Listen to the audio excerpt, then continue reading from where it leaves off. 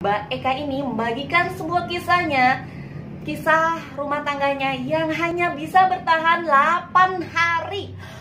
8 hari, say. Dia menikah dengan seorang laki-laki yang berprofesi sebagai dosen di salah satu universitas swasta di Jakarta. Kok bisa? Cuma 8 hari? Warahmatullahi wabarakatuh. Makasih udah klik video ini. Buat kalian yang mampir ke video ini, kalian pasti penasaran sama video aku yang sebelumnya tentang pembahasan Mbak Eka yang menikah cuman 8 hari baru terus diceraiin sama lakinya. Oke, yuk kita langsung ngerumpi. Bukan ngerumpi sih, ini mah fakta. Ya udah, jadi ceritanya ini tuh dibagiin sama Mbak Eka di akun soalnya, lebih tepatnya itu di Twitter. Tapi seiring berjalannya waktu ya, beberapa hari ini tuh emang bersebar tuh di TikTok, terutama di Twitter juga, di Instagram juga banyak. Karena hebring, kok cuman 8 hari, kenapa ini? Jadi ceritanya awalnya itu si Mbak Eka ketemu sama si laki-laki ini tuh emang dia tuh nggak kayak kita pacaran gitu kan, ketemu lama, ngeliat, kenal gitu enggak. Jadi Mbak Eka ini tuh dapet CV lamaran gitu. Jadi bukan CV lamaran kerjaan, tapi CV tentang seorang laki-laki, kita sebut aja tuh si Arif. Nah, si Arif ini ngasih CV-nya lewat emailnya ke email Mbak Eka di tanggal 26 Februari. Nah, tanggal 26 ini masuk deh tuh email tentang si laki-laki ini. Laki-laki ini siapa, umurnya berapa, kerjanya di mana, kayak gitu. Nah, setelah baca CV itu si Mbak Eka terkagum-kagum gitu kan. Wah, nih laki-laki bagus nih. Seorang dosen, ditulisnya di situ, seorang dosen di universitas swasta di Jakarta. Lakinya dosen, siapa yang nggak mau coba? Pas dibaca-baca lagi, di situ juga dituliskan kalau si laki-laki ini, si Arif ini nih bukan cuman dosen, jadi sebelumnya itu dia itu prestasinya cum laude. Keren gak sih? Dengan berbagai prestasi lain pastinya kalau udah cum laude mah, ya kan? Nah, di situ juga tertulis kalau si Arif ini tuh udah banyak nulis buku yang udah dicetak, dijual di pasaran gitu. Keren gak sih? Kalau lu sebagai cewek yang baru kenal, bukan baru kenal, lo mau nggak sih kenalan sama cowok nih kayak gini nih, dosen ya kan, dia cum laude, terus dia udah banyak ngasilin buku, terus udah dijual di mana-mana. Cucok meong, kayak ini laki baik, selain baik juga otaknya oke punya. Gue bakal punya keturunan yang bagus nih dari dia. Nah, itu kan pastinya yang dipikirin sama cewek-cewek. Jadi kita masuk ke dalam pikirannya si Mbak Eka ini. Dia tertarik gitu loh. Setelah itu dia tanggal 27-nya itu Mbak Eka oke lah ketemuan aja gitu ya kan, buat kenal lebih dalam lagi. Nah, di sini nih Mbak Eka nggak ketemu langsung berdua sama si Arif. Jadi dia itu ngajak temennya. Jadi bukan cuma berdua juga, si temennya ini ngajak orang tuanya si temennya ini dan adiknya gitu. Jadi yang ketemuan itu si Mbak Eka, temennya, sama adik, terus orang tua si temennya itu gitu. Ketemuan lah tuh di tanggal 27 itu, besokannya setelah CV masuk ketemuan. Pas gitu cocok nih kayaknya. Wah, boleh juga lah, lumayan lah, berjenggot-jenggot gitu, kayaknya bagus nih gitu. Udah ketemuan, cocok juga si Mbak Eka-nya. Akhirnya disetujuin buat ngadain lamaran di tanggal 6 Maretnya. 6 Maret itu kan rencananya lamaran. Nah, habis itu udah deh tuh dicari lagi tanggal buat nikah. Tanggal nikahnya itu, akadnya itu rencananya tanggal 13 Maretnya gitu. Jadi 6-nya lamaran, tanggal 13-nya itu rencananya buat akad nikah. Nah, itu tanggal 20-nya baru resepsi. Itu tanggal-tanggalnya udah ditentuin, yang udah didapat gitu ceritanya dari rembukan keluarga gitu kan. Tapi yang bikin janggal gitu. Si keluarga laki-laki ini maunya di tanggal nunggu akad nikah, di tanggal dari lamaran itu ke akad nikah sampai resepsi, dia maunya tuh si cewek ini, si Mbak Eka ini tinggal di rumah mertuanya. Jadi si orang tuanya si Arif ini kan gimana ya gitu ya, kalau sama tetangga gitu ya kan. Kalau umpamanya di barat mungkin ya di sana itulah bukan tradisi kita ya, nggak apa-apa lah ya kan, nikah kagak nikah mah kumpul satu rumah kagak napa gitu. Bukan berarti kan udah lamaran terus boleh gitulah kalau di sini. Jadi si Mbak Eka ini agak rasa gimana gitu. Dengan akhirnya setelah didiskusikan Mbak Eka kalau ada gimana gitu, oke, diputuskanlah bahwa tanggal 6 itu tuh bukan cuma buat lamaran tapi juga akadnya. Setelah tanggal 6 itu dilangsungkanlah lamaran dan akadnya juga di situ. Nah, setelah tanggal lamaran itu kan buat resepsi nih gitu. Kenapa resepsi itu di rumahnya si laki-laki si Arif ini? Ternyata karena si keluarga laki-laki si Arif ini bukan ngerasa karena biaya resepsi itu ditanggung semuanya tuh sama si Arif, dia yang ngebiayain semuanya. Jadi lu tinggallah di rumah kan, itu kan resepsinya gue yang biayain, jadi acaranya di rumah gue aja gitu, kata si Arifnya ini sama keluarganya. Tapi ya kalau gue pikir-pikir ya, kenapa sih itu kan itu juga acara bersama, kenapa nggak di keluarga si cewek ini? Pikiran gue, kenapa nggak di keluarga yang cewek aja gitu, ribetin. Ntar kan apa sih namanya, baru kalau keluarga yang cowok namanya ngunduh mantu gitu ya kan. Kenapa kayak kesannya perhitungan? Gimana ini cuman gue doang ini kayak gitu, biasa aja napa. Kalau nggak kayak gitu ya nggak apa-apa, gue doang.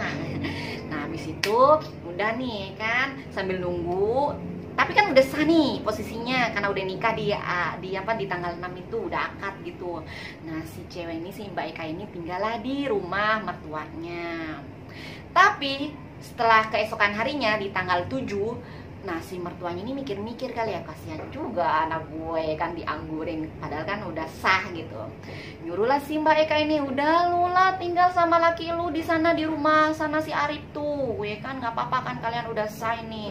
Kasihan anak gue gigit jari tiap malam, masa yang nemenin guling doang. Nah udah akhirnya si Mbak Eka pindah deh tuh ya kan ke rumahnya si Arif walaupun belum resepsi gitu. Nah setelah si Mbak Ekanya ini pindah ke rumah si suami di tanggal 7-nya kan disuruh tuh sama si mertuanya buat tinggal bareng sama si Arif. Baru deh tuh si Mbak Eka nih mulai mencari tahu apa sih yang didemenin sama laki gue, apa sih masakan apa yang didemen sama laki gue gitu. Rapi-rapiin diri ya, gimana sih bersikap-sikap manis ya selayaknya pengantin baru lah gitulah, mencari tahu apa yang dia suka yang gak dia suka gitu. Nah setelah itu di keesokan harinya di tanggal 8 lagi nyantai-nyantai, ngopi-ngopi, ngeteh gitu kan, lagi duduk bareng, berdua-duaan ngobrol sambil nyambutin uban. Iya, jadi nyambutin uban gitu. Mungkin karena kayaknya si laki-lakinya ini nih tuh udah agak beruban gitu.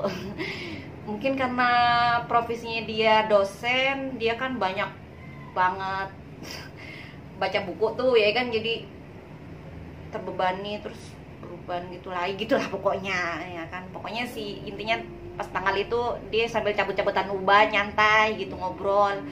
Nah itu deh tuh si cewek ini kan tahu nih si Eka nih, kalau ternyata dia baru tahu hari itu tuh kalau ternyata si Arif ini tuh punya gangguan mental yang kita sebut itu OCD gitu. Mungkin menurut si Mbak Eka ini nggak apa-apa, ya udahlah, nggak masalah lah buat gue gitu. Udah kelihatan juga sih dari cara-cara dia sebelumnya, selama kan beberapa hari ini udah tinggal bareng, jadi tau lah kebiasaannya dia maunya tuh yang serba steril, serba bersih gitu. Jadi gitulah, panikan, apa namanya, cemas kalau nggak steril, kalau nggak bersih gitulah. Itu si Arif nih orangnya kayak begitu. Jadi dia nggak terlalu mikirin, pusingin deh, tapi dia nyaranin untuk berkonsultasi ke psikolog si Arif ini gitu. Tapi si Arifnya nggak mau gitu. Ya udah deh, kalau nggak mau nggak apa-apa, oke. Udah itu ya, hari itu berlalu dengan indahnya, dengan cabut-cabutan uban yang udah berlalu. Keesokan harinya Mbak Eka ini tuh ngerasa badannya pusing, capek, enak badan dah gitu. Terus gitu dia inisiatif buat periksa ke klinik gitu. Ternyata HB-nya emang terus dia positif DBD dan COVID. Nah, si Arif juga periksa, ternyata dia juga positif COVID gitu. Akhirnya mereka berdua dirawat di satu klinik gitu. Nah, di klinik itu karena emang dua-duanya COVID gitu ya kan, jadi bisa si Mbak Ekanya nih ngelayani, ngebantu buat kebutuhannya si Arif apa itu. Nah, dia juga bantu buat ngelayanin gitu.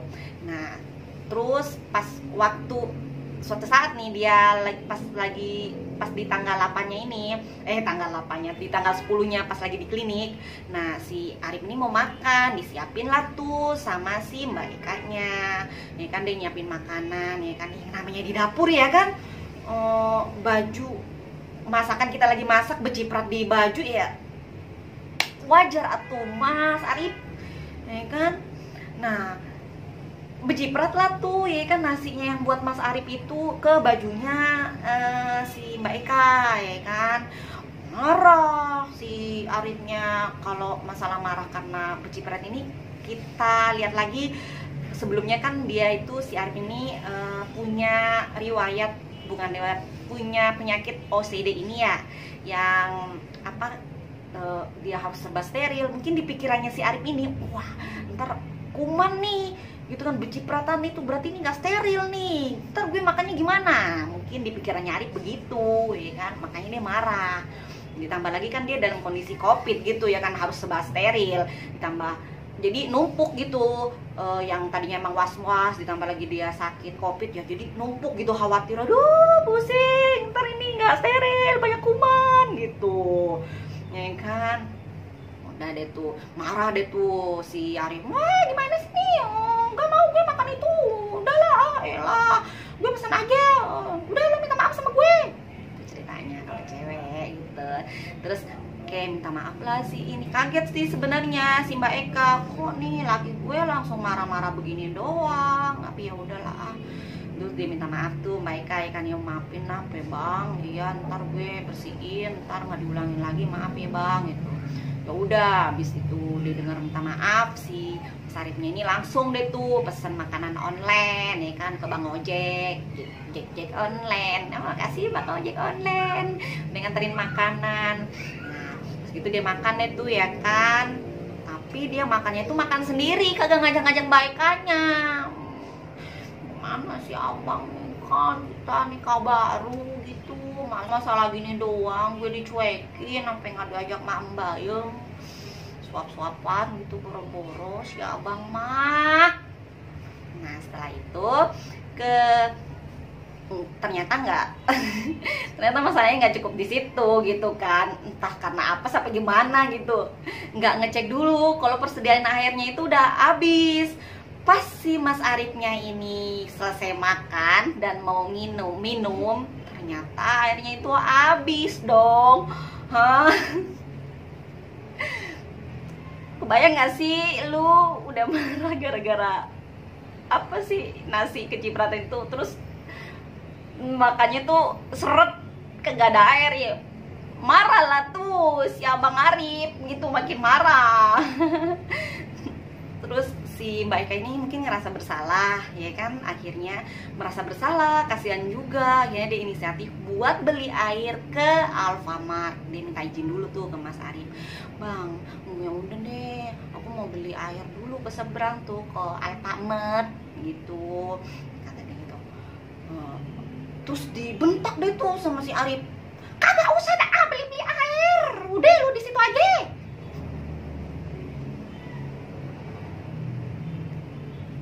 Udah setelah itu akhirnya si Arif nelpon saudaranya, apa adiknya gitu ya kan, buat bawain air gitu. Tapi setelah 1 jam lebih si adik ini belum juga dateng bawain air ya kan. Kebayang gak sih 1 jam kagak habis makan terus kagak ada air, seretnya kayak gimana, kayak mau nelen orang. Nah karena si Mbak Ekanya itu ngelihat suaminya kayak gini, apa belum nemu air juga, kasian banget laki gue. Ya udahlah, gue mau pergi ke Alfamart aja dah, ngumpet-ngumpet gitu buat beli air daripada ntar laki gue seret mati keseretan. Nah akhirnya si Mbak Eka itu berinisiatif untuk beli air ke Alfamart. Beli air, ternyata si Mas Arifnya itu ngerasa apa ya, dia marah. Dia minum, cuman ya jadi marah. Kenapa sih lo beliin, lo nggak dengerin gue gitu, marah pokoknya, marah habis-habisan. Sedih dong, tambah sedih. Yang tadinya dia mau, dia kasihan ini yang kemarinnya, yang tadinya aja belum kelar sedih karena pencipratan nasi diomelin. Nah ini dia marah-marah lagi gitu. Akhirnya dia teriak gitu. Kenapa beliin air, kagak bilang-bilang gitulah kalau di kitanya. Udah napa bang, kata si Mbak Ekanya, udah napa bang, jangan teriak-teriak, kan malu didengar orang gitu. Kan itu posisinya di klinik ya, kalau teriak, kalau di rumah malu sama tetangga juga. Nah kalau itu kan di klinik tuh posisinya tuh lebih kecil gitu, ininya apa namanya, wilayahnya. Jadi lu teriak dikit aja itu dia kedengeran gitu lu. Malu gue, lu mah teriak-teriak, ngomong aja biasa napa. Terus malah ditimpalin sama si Mas Arifnya. Emang gue kagak tahu malu, kenapa lo? Nangis tuh si Mbak Ekanya, ya Allah ya Rabbi, gini amat ya. Nangis, minta dirayu gitu. Tapi awal-awal minta dirayu, cuman udah diteriakin kayak gitu malu juga, sakit hati juga. Nangis sedih kan. Sorenya di keesokan harinya karena kondisinya si Arif ini mereka berdua nih udah boleh untuk dibawa pulang, jadi udah segeran gitu. Nah, udah negatif, udah segeran badannya, jadi dibolehin untuk pulang. Dijemputlah sama keluarga si Arif. Nah ini dia nih, dari keluarga si Arif, karena dia ngelihat si mantunya, si Eka ini, Mbak Eka ini lagi nangis, masih sedih sama masalah yang kemarin loh, yang dibentak-bentak sama lakinya, cuman gara-gara nasi sama air minum itu. Nah, masih sedih dong, nangis dia. Terus diademin deh tuh ya kan sama keluarganya si Arif. Tapi anehnya, keluarga si Arif tuh bilangnya begini, udah Neng, sabar, emang Arif begitu orangnya, jadi kita perlu sabar. Emang Arif begitu orangnya katanya. Berarti keluarganya tuh tahu kalau anaknya nih temperamen, marah-marah gitu. Apa ya, aduh pusing juga mikirin kalau begitu bang. Kasihan amat dah baik sabar dah. Nah itu di tanggal 11-12-nya dijemput sama si keluarganya dari klinik. Oke. Setelah 2 hari kejadian itu, ternyata turunlah itu surat perceraian. Bukan surat perceraian, ternyata udah ditalak gitu sama si Arif. Cepet banget gak sih itu? Menikah tanggal 6 Maret ya kan? Menikah tanggal 6 Maret, lu tanggal 14 Maretnya itu udah cerai. 6 Maret, 14 Maret 2022. Ya Allah, Akbar. Itu berasa kayak bum bum bum bum bum bum gak sih? Lu yang tadinya gadis masih ahai ternyata jande seminggu kemudian dengan kondisi yang kayak begini. Aduh, kalau gue tuh pusing. Ya Allah, Akbar, cepet banget dilaluinya. Aduh, sabar mereka. Mudah-mudahan ya. Ini kejadiannya tuh ya sama kayak kejadian gue pribadi gitu, yang nikah cuman berapa, kalau gue masih mending ya berapa bulan, karena nikah sama seorang guy. Gitulah. Tapi Allah Maha Besar, Dia datengin suami yang baik hati, alhamdulillah. Oke, terima kasih buat kalian yang suka dengan video ini. Dukung terus video ini biar makin semangat bikin videonya. Buat kalian juga yang mau berbagi ceritanya, entah itu cerita keluarga, tentang apapun itu yang menurut kalian itu wow banget gitu, boleh kalian kirim email by email ke email di sini. Oke, terima kasih. Assalamualaikum warahmatullahi wabarakatuh.